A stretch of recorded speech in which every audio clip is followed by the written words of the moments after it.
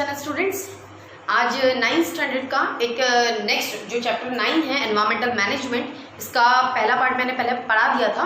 अब next part मैं पढ़ाने वाली हूँ जिसमें हम पढ़ने वाले हैं importance of weather in living world.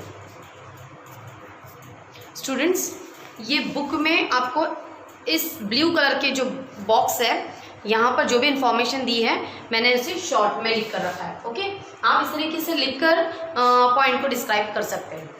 So let's see first point, influences human lifestyle. Weather को लॉन्ग टर्म जब हम उसका एवरेज निकालते हैं तो उसे हम क्लाइमेट कहते हैं, और वो क्लाइमेट जो है ये हमारे लाइफस्टाइल पर डायरेक्टली और इनडायरेक्टली असर करता है। And land, water bodies, plants and animals collectively form the natural environment on earth. Land है, अभी और भी बहुत सारी चीज़ें हम कंसिडर करेंगे। वैसे तो प्लांट्स है, एनिमल्स है, वाटर बॉडीज़ है, और भी बहुत सारी माइक्रोब्स भी कंसिडर कर लेते हैं। तो ये सारी चीज़ें मिलकर हमारा एनवायरनमेंट बनता है। This environment is responsible for the development of organism. और ये जो पूरा हमारा क्या बोलेंगे एनवायरनमेंट है, ये ऑर्गेनिज्म के डेवलपमेंट के लिए ज़रूरी होता है। ठीक है, तो यहाँ पर अगर असर होता है, अगर हमारे एनवायरनमेंट में कुछ प्रॉब्लम होती है तो डायरेक्टली इनडायरेक्टली हम पर भी इसका असर होगा। ठीक है, सो हमारी लाइफस्टाइल पे इसका असर होगा। Next point is to determine diet, clothing, housing, occupation. मैंने यहाँ लिख के रखा है the climate of a particular region helps to determine. किसी भी रीजन का क्लाइमेट से हम पहचान सकते हैं, या क्लाइमेट डिसाइड करेगा कि उनकी डाइट कैसी होगी, उनका कपड़े पहनने का तरीका कैसा होगा, हाउसिंग कैसा, मतलब घर किस तरीके के होंगे, ऑक्यूपेशन क्या होगा। अब ये कैसे, तो डाइट कैसा होगा, अब जैसा क्लाइमेट है वैसा ही एग्रीकल्चरल प्रोडक्शन वहाँ रहेगा। जैसे साउथ में जाते हैं तो हमें चावल ज़्यादा दिखेंगे, हम नॉर्थ में जाएंगे हमें गेहूँ ज़्यादा उगे हुए दिखेंगे। और ये जो उनका ग्रोथ है ये किस पर डिपेंड करता है, क्लाइमेट पे डिपेंड करता है। ठीक है, तो उसी तरीके का वो साउथ के लोग ज़्यादा से ज़्यादा चावल क्यों खाते हैं, क्योंकि वहाँ का क्लाइमेट ऐसा है कि वहाँ पर चावल ज़्यादा उगते हैं। नॉर्थ के क्यों गेहूँ खाते हैं, गेहूँ से बने हुए प्रोडक्ट्स खाते हैं, या उससे बने हुए वेराइटीज़ खाते हैं, फूड डिशेस खाते हैं, क्योंकि वहाँ का एटमॉस्फेयर ही वैसा है कि वहाँ गेहूँ ज़्यादा उगता है। ठीक है, तो क्लाइमेट डिसाइड करता है हमारा डाइट कैसा होगा। क्लॉथिंग, कपड़े पहनने का तरीका, आप देखेंगे तो गुजरात में जाओगे अलग तरीके के कपड़े पहने जाते हैं। आप थोड़ा राजस्थान चले जाइए तो वहाँ के कपड़े पहनने का तरीका कुछ अलग होता है। आप थोड़ा महाराष्ट्र में आइए तो यहाँ पर कुछ अलग तरीके के कपड़े पहने जाते हैं। आप थोड़ा सा इधर छोड़ दीजिए और फॉरेन चले जाइए, वहाँ शॉर्ट्स कपड़े पहने जाते हैं। तो ये सब हमारा स्टाइल नहीं है, अभी हम इसको स्टाइल बना रहे हैं हमारा, हम कुछ भी पहने जा रहे हैं, ये अलग बात है। स्टाइल को साइड में रख के जो टिपिकल हम कपड़े पहनते हैं तो ये हमने कैसे डिसाइड किए हैं, तो वैसे वातावरण को ध्यान में रखकर कपड़े बनाए गए हैं। आप उधर राजस्थान जाओगे तो वो थोड़ा सा से कॉटन के कपड़े पहनते हैं क्योंकि वहाँ धूप ज़्यादा होती है। तो वहाँ का क्लाइमेट कैसा है, तो हॉट क्लाइमेट है, तो हॉट क्लाइमेट होने की वजह से वहाँ के कपड़े कॉटन के होते हैं ताकि जो स्वेटिंग हो वो ऑब्जर्व हो जाए। और वाइट कलर के मोस्टली वो पहनते हैं ताकि ज़्यादा से ज़्यादा जो रेडिएशन से या धूप है वो उनके बॉडी के अंदर ना आए या वो एब्जॉर्ब ना कर पाए। डार्क कलर के कपड़े नहीं पहनते वो। तो ये हो गया क्लॉथिंग का, हम कंसिडर कर सकते हैं। अब आप अलग अलग जगहों को सोचिए और उनके बाद वहाँ पहने जाने वाले कपड़ों के बारे में सोचिए, ऐसा क्यों पहना जाता है, वो भी थोड़ा सा लॉजिक लगाइए, हो सकता है हमारे ब्रेन को थोड़ा सा शार्पनेस आ जाए। देन है हाउसिंग, घरों के प्रकार भी वैसे ही होते हैं। जहाँ बर्फ गिरती होगी वहाँ के रूफ कैसे होगी, छत कैसे होगी, एकदम स्लैंट होगी, है ना। वहाँ पे ऐसे स्लैब के आपको घर नहीं दिखाई देंगे। क्यों नहीं दिखाई देंगे, क्योंकि वहाँ पर बर्फ गिरती है तो वो जड़ से नीचे आ जानी चाहिए, जमनी नहीं चाहिए, है ना। और भी अगर हमारे साइड में, हमारे यहाँ कोई प्रॉब्लम नहीं है, कुछ बर्फ नहीं है, ऐसा कुछ नहीं है, तो रेगुलर जो बिल्डिंग्स है ऐसे घर बनते हैं। आप कहीं और जाओगे थोड़ा सा आपको इस तरीके के क्या बोलते हैं उसे, जहाँ पानी ज़्यादा जमता है वहाँ पे आपको लकड़ी के ऊपर बने हुए वुडन हाउस बोलते हैं जिसे, ऐसे घर भी आपको मिल सकते हैं। तो हमारा क्लाइमेट डिसाइड करेगा, जैसा वातावरण वहाँ बारिश ज़्यादा होती है तो उस तरीके के घर रहेंगे, आइस गिरती है, बर्फ गिरती है तो वैसे घर हो सकते हैं। ऑक्यूपेशन तो मैंने बता दिया आपको कि जो चीज़ उग रही है उसी तरीके के वहाँ फैक्ट्रीज भी होगी, उसी से जिस तरीके की, जैसे अगर ठंड वाले प्रदेश में हम देखेंगे तो वहाँ शूज़ का भी व्यापार ज़्यादा से ज़्यादा हो सकता है, क्योंकि वहाँ के लोग ज़्यादा से ज़्यादा से कवर्ड रखते हैं बॉडी को, इस तरीके का भी वहाँ आपको बिजनेस ज़्यादा मिलेगा। वहाँ पे क्या ग्रो हो सकता है, उससे रिलेटेड जो चीज़ें हैं वो वहाँ पर आपको ज़्यादा ग्रो होते हुए नजर आएगी। तो ऑक्यूपेशन भी डिपेंड करता है कि हमारा क्लाइमेट कैसा है और उस तरीके का ऑक्यूपेशन करेंगे। ठीक है, नेक्स्ट दिया है सैलिनिटी। सैलिनिटी किसकी? सैलिनिटी मतलब सॉल्ट का कॉन्सेंट्रेशन, तो ओशन की या समुद्री पानी की salinity. Formation of oceanic currents, ocean में जो करंट्स फॉर्म होते हैं ये भी कहीं ना कहीं क्लाइमेट पे डिपेंड होते हैं। सैलिनिटी ऑफ ओशन ये भी क्लाइमेट पे डिपेंड होती है। और वाटर साइकिल दिया है, और भी साइकिल, ऑक्सीजन साइकिल है, नाइट्रोजन साइकिल है, ये भी कहीं ना कहीं क्लाइमेट पे से ही रिलेट करती है। क्लाइमेटिक चेंजेस होने पर इनके प्रमाण में भी कहीं ना कहीं कम ज़्यादा हो जाता है। Then next weathering of rocks, पत्थर का टूटना है ना, वेदरिंग होते हैं उसे बोलते हैं हम। तो पत्थर टूटते, जहाँ बहुत ज़्यादा धूप है, गर्म क्लाइमेट है, तो क्या बोलेंगे, वहाँ के पत्थर टूट जाएंगे। जहाँ बारिश होती है तो गैप में पानी चला जाएगा, और फिर अगर धूप आती है तो वो फिर ठंड गिरती है तो ठंड गिरने से वो पानी जम जाएगा, और फिर जमने से उनका वॉल्यूम, पानी का वॉल्यूम बढ़ जाता है, जब वो आइस हो जाता है तो वो टूट जाएगा। तो ऐसा कब कहाँ पर हो सकता है? जहाँ बारिश भी गिर रही है, ठंड भी हो रहा है, ठंड भी प्रॉपर हो रही है, उतनी ठंड गिर रही है, ऐसी जगह पे वेदरिंग ऑफ रॉक्स ज़्यादा होगा, है ना। हमारे यहाँ अगर हम कंसिडर करते हैं तो अपने यहाँ का क्लाइमेट में आप जनरली भी देखोगे तो ऐसा नहीं नजर आएगा, बट पर्टिकुलर हमें ठंड प्रदेश में जहाँ बारिश भी हो रही है और बर्फ भी बन रहा है, इस जगह पे वेदरिंग ऑफ रॉक्स ज़्यादा देखेंगे, हमारे यहाँ कम नजर आएगा। तो ये भी टोटली कहीं ना कहीं हमारे क्लाइमेट पे डिपेंड करता है। फिर है पानी, बारिश भी उतनी तेज होनी चाहिए कि वो रॉक्स जो है मतलब रोल डाउन होके नीचे नीचे आ सके, है ना, ऐसा भी होना चाहिए। फिर एक नेक्स्ट पॉइंट दिया है formation of and enrichment of soil. तो climatic factors bring about the weathering of rocks, ये तो कर लिया हमने। Climate plays an very important role in the formation and enrichment of soil. Soil की फॉर्मेशन और एनरिचमेंट, अब जहाँ पर देखो क्लाइमेट पे डिपेंड होता है कि वहाँ पे किस तरीके के प्लांट्स है या नहीं है, ये भी डिपेंड करता है ना। फॉरेस्ट है या नहीं है, ये भी डिपेंड करता है। अब सॉइल बन रही है, सॉइल बनने की प्रोसेस आपको पता है, पर अगर वहाँ फॉरेस्ट नहीं है तो आपको वो जो मटेरियल होता है, लीव्स होता है, जो फॉलीज है या रूट्स है या जो भी चीज़ें हैं प्लांट से जो गिर रही है, या वहाँ एनिमल अगर होंगे, क्योंकि प्लांट्स रहेंगे, फॉरेस्ट रहेगा तो ही एनिमल रहेंगे, तो उनके भी जो रिमेन्स मरने के बाद जो बचा हुआ रहता है वो भी सॉइल में मिक्सअप हो जाता है। तो ये सारी चीज़ों से सॉइल फर्टाइल हो जाती है। तो it totally depends on the climate. जैसा क्लाइमेट रहेगा वहाँ पर वैसी ग्रोथ होगी, वैसा ही सॉइल में एनरिचमेंट होगा, मतलब वो सॉइल उतनी क्या बोलेंगे न्यूट्रिएंट फर्टाइल होगी, ठीक है, वो सॉइल उतनी ही फर्टाइल कही जाएगी। और जहाँ पर विदरिंग तो हो रहा है, रॉक्स से फॉर्मेशन हो रहा है सॉइल का, पर ऐसा क्लाइमेट नहीं है कि प्लांट्स हो या क्या बोलेंगे फॉरेस्ट हो या वहाँ जानवर आते हो, ऐसा कोई क्लाइमेट ही नहीं है, तो वहाँ की सॉइल कैसी होगी? वो तो इनफर्टाइल सॉइल कहलाई जाएगी, है ना, उसमें कोई भी न्यूट्रिशन नहीं रहेगा। क्लियर? सो फॉर्मेशन, अगर सॉइल का बनना, और एनरिचमेंट मतलब उसमें उतना फर्टिलिटी होना, ये सब क्लाइमेट पे डिपेंड करता है। Then microbes which forms organic material, which is what we can say that microbes in the soil plays an important role in the formation of organic material, है ना।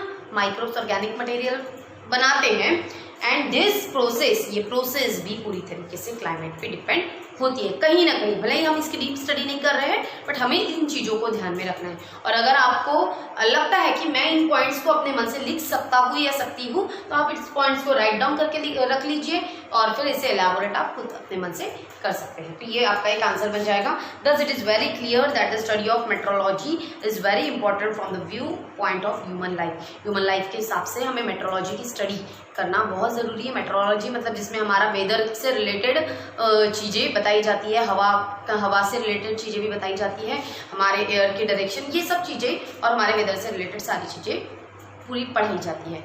तो ये चीज़ें हमारे जीवन के लिए बहुत ज़रूरी है। नेक्स्ट है फिर नेक्स्ट दिया है, जब हम किसी पर्टिकुलर जगह का क्लाइमेट के बारे में जब हम बताते हैं तो a review of earlier studies of various aspects of the climate is very important। हमें उस जगह में पहले कैसा क्लाइमेट था इसकी स्टडी करना बहुत ज़रूरी है। Most countries in the world, बहुत हमारी वर्ल्ड में बहुत सारी कंट्रीज में एक मेट्रोलॉजिकल डिपार्टमेंट होता है and for making and recording such observations, पूरे ऑब्जर्वेशंस वहाँ रखे जाते हैं। 10 सालों पहले कैसा वहाँ एनवायरमेंट था, कैसा क्लाइमेट था, 5 साल पहले कैसा था, पिछले साल कैसा था, 50 साल पहले कैसा था, उसके 100 साल पहले कैसा था, ऐसा पूरा एक पूरा उनके पास रिकॉर्ड बना हुआ था। उसे हम मेट्रोलॉजिकल डिपार्टमेंट कहते हैं। और उस मेट्रोलॉजिकल डिपार्टमेंट में ऑब्जर्वेटरी का एक ये होता है, पूरा टीम होती है उनकी, और उनके साथ पूरे इंस्ट्रूमेंट होते हैं कि वो हर चीज़ को माइन्यूटली स्टडी कर सकते हैं। हमारे एनवायरनमेंट में क्या चेंजेस हो रहे हैं, क्लाइमेट कैसे चेंज हो रहा है नहीं हो रहा है, या कितने सालों तक एक जैसा बना हुआ है, कॉन्स्टेंट है, उसकी भी स्टडी वो करते रहते हैं। हर वेदर की भी स्टडी करते हैं और साथ साथ फिर क्लाइमेट की स्टडी ऑटोमेटिक हो जाती है। क्लियर?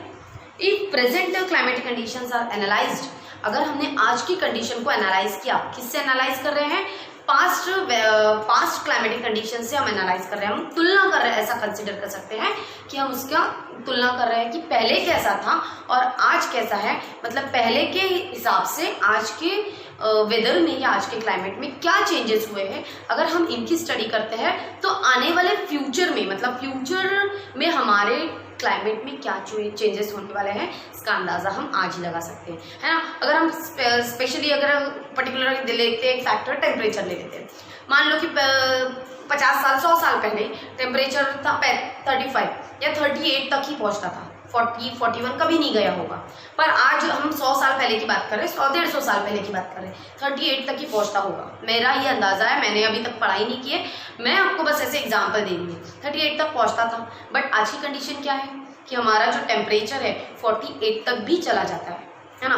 और आने वाली कंडीशन मतलब कितने डिग्री से बढ़ा है ये, तो 10 डिग्री से ऑलमोस्ट बढ़ गया है। तो हमने एक अंदाज़ा लगा लिया कि 150 साल में 10 डिग्री से बढ़ गया, तो आने वाले 150 साल में और 10 डिग्रीज या 7 डिग्रीज या अप्रॉक्सीमेट 8 डिग्रीज तक ये बढ़ सकता है, इसका अंदाज़ा हम लगा लेते हैं। क्लियर हुआ स्टूडेंट? ऐसा नहीं होगा, बट ये एग्जाम्पल के लिए मैंने आपको समझाया है।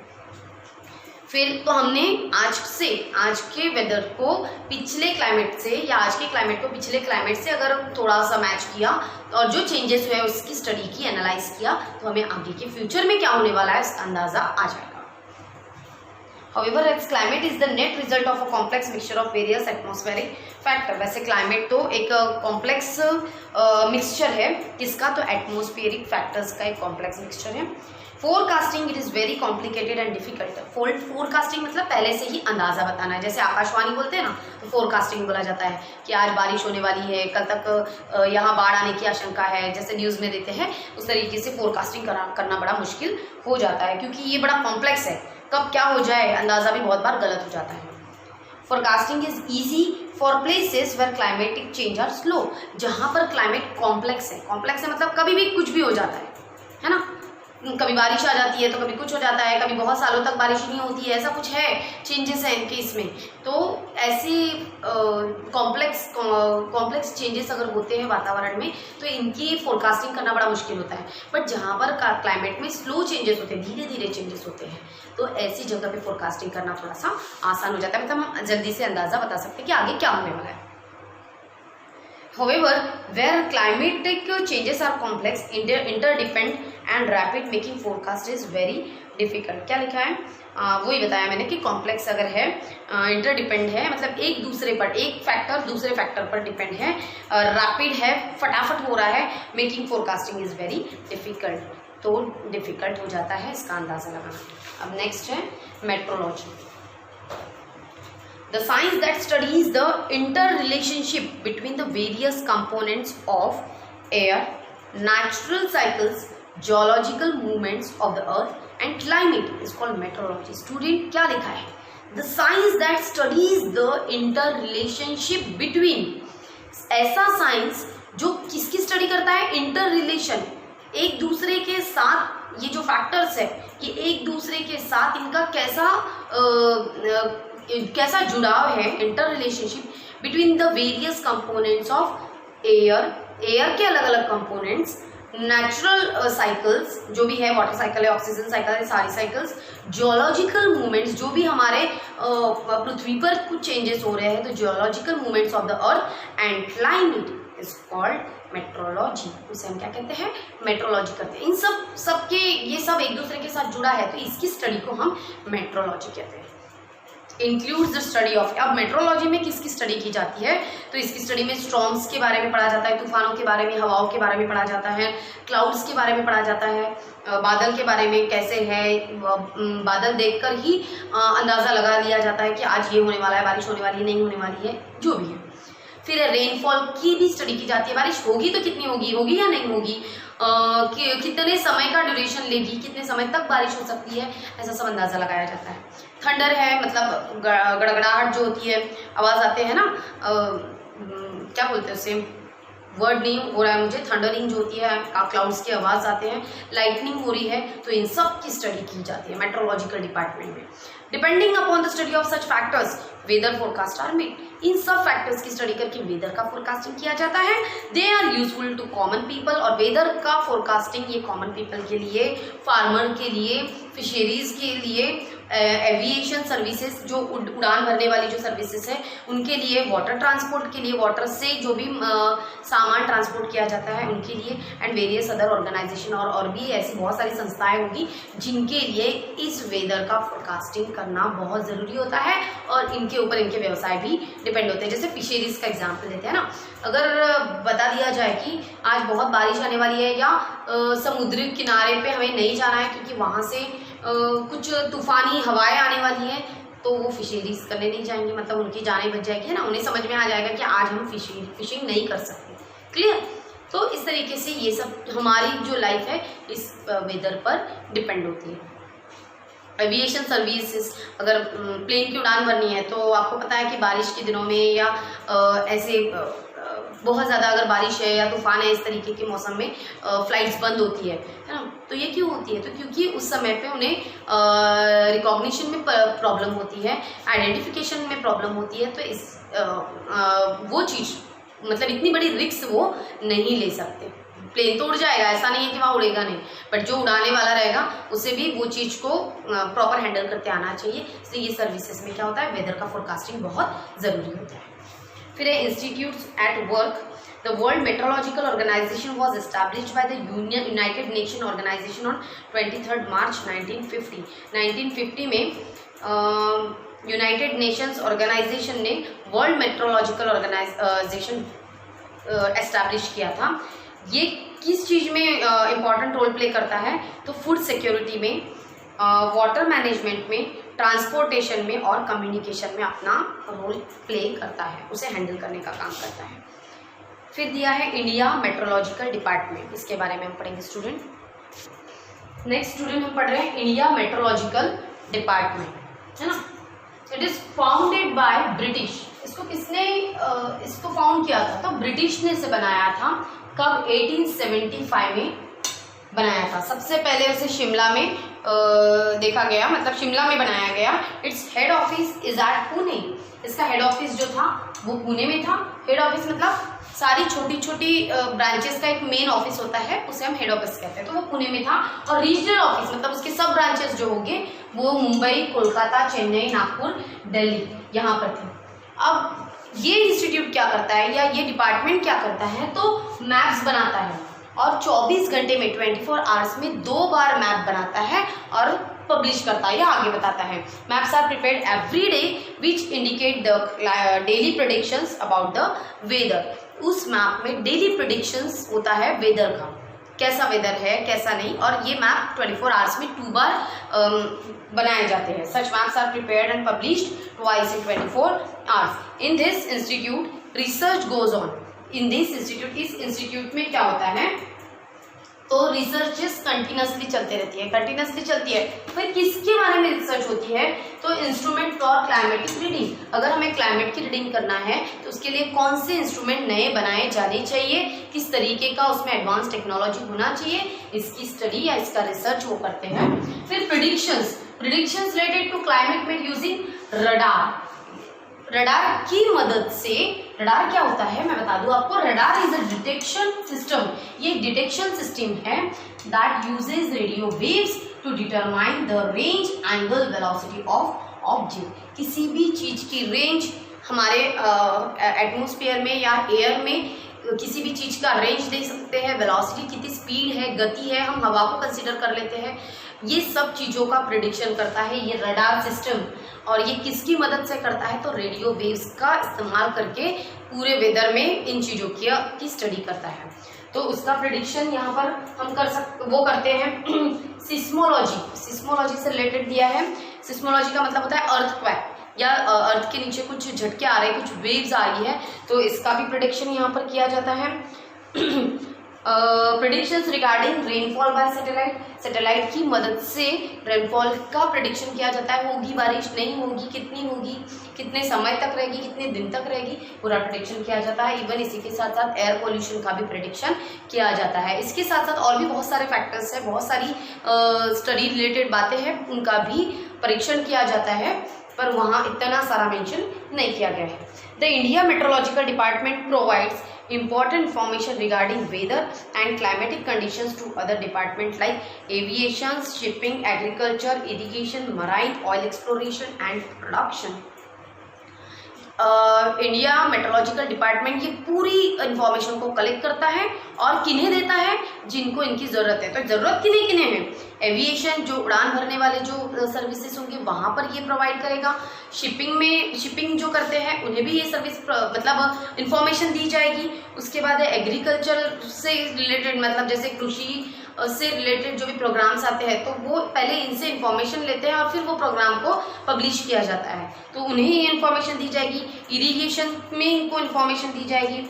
मराइन ऑयल एक्सप्लोरेशन के लिए जो तेल हम जो निकालते हैं, है ना, तो उसके लिए भी ये पता होना चाहिए, वेदर की जानकारी होनी चाहिए, उन्हें भी इन्फॉर्मेशन दी जाएगी। और प्रोडक्शन रिलेटेड जो भी चीज़ें हैं उन्हें भी, उन लोगों को भी जो प्रोडक्शन का काम करते हैं उन्हें भी इनकी इन्फॉर्मेशन दी जाएगी। Predictions regarding calamities like dust storms and sandstorms, heavy rainfalls, hot and cold waves, tsunami etc. are communicated to various departments. अगर हमारे नेचर में कुछ चेंजेस हो रहे हैं, ड्रास्टिक चेंज हो रहे हैं, या उसे हम कहेंगे कि डिजास्टर्स हो रहे हैं, सुनामी हो रहा है, स्टॉर्म्स हो रहा है, या कहीं साइक्लोन आ रहा है, या जो भी है, ये ऐसी जो बातें हैं, अर्थक्वेक भी हो रहा है, तो ये पूरे पर्टिकुलर डिपार्टमेंट को इनकी जानकारी दे दी जाती है। All types of mass communication media and all citizen, mass communication मतलब न्यूज़ चैनल वालों को दिया जाता है उनकी जानकारी, पेपर वालों को, मीडिया को दिया जाता है, न्यूज़पेपर वालों को दिया जाता है, रेडियो पे दिया जाता है, ताकि सारे लोगों को, सिटीजन्स को इसकी जानकारी मिल सके, मतलब उनके जो प्लानिंग्स हैं वो उस अकॉर्डिंग कर सके। For this purpose India has launch several satellites, इस पर्पज़ के लिए इंडिया ने बहुत सारे सैटेलाइट्स को लॉन्च किया है, equipped with high class technology, जिसमें बहुत हाई क्लास टेक्नोलॉजी है, वो बहुत काफ़ी अच्छा प्रेडिक्शन करके हमें जानकारी देते हैं। Observatories at several locations are doing excellent work in the analysis of the information receive from the satellites.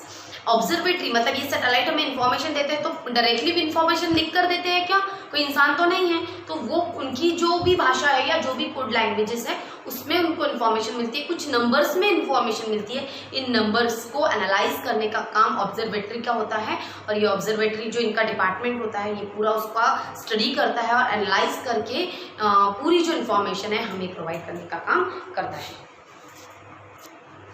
Now we are studying monsoon model and climate predictions. Monsoon models बनाए गए थे, अब ये मॉनसून मॉडल क्या है इसके बारे में हम पढ़ने वाले हैं, बट उसके पहले थोड़ा सा इंट्रोडक्शन दिया है तो उससे समझ लेते हैं। क्लियर? क्या लिखा है, द ट्रेडिशन ऑफ फोरकास्टिंग, हमारे इंडिया के मॉनसून को फोरकास्टिंग करने की जो ट्रेडिशन है, जो परंपरा है, ये 100 साल पहले से ही चलते आ रही है।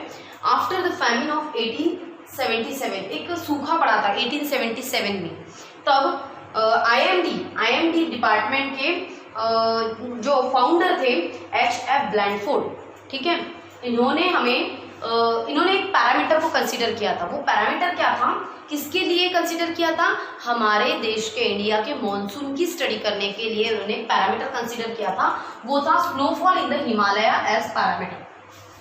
हिमालय रीजन में जो स्नोफॉल होता है उसकी स्टडी उन्होंने की थी और उसको कंसीडर करके उन्होंने मॉनसून का अंदाज़ा बताया था कि हो सकता है, वो अंदाज़ा था कि हो सकता है इतना स्नोफॉल हुआ तो इतनी बारिश हो सकती है, या इतना नहीं हुआ या कम हुआ तो उतनी कम बारिश हो सकती है। ऐसा कुछ तो भी उन्होंने तालमेल वहाँ लगाया था। पैरामीटर मतलब किसी एक चीज़ को कंसीडर कर हम आगे का अंदाज़ा लगाते हैं, किसी का प्रेडिक्शन करते हैं, तो उसे उस कैरेक्टर को हम पैरामीटर कहते हैं।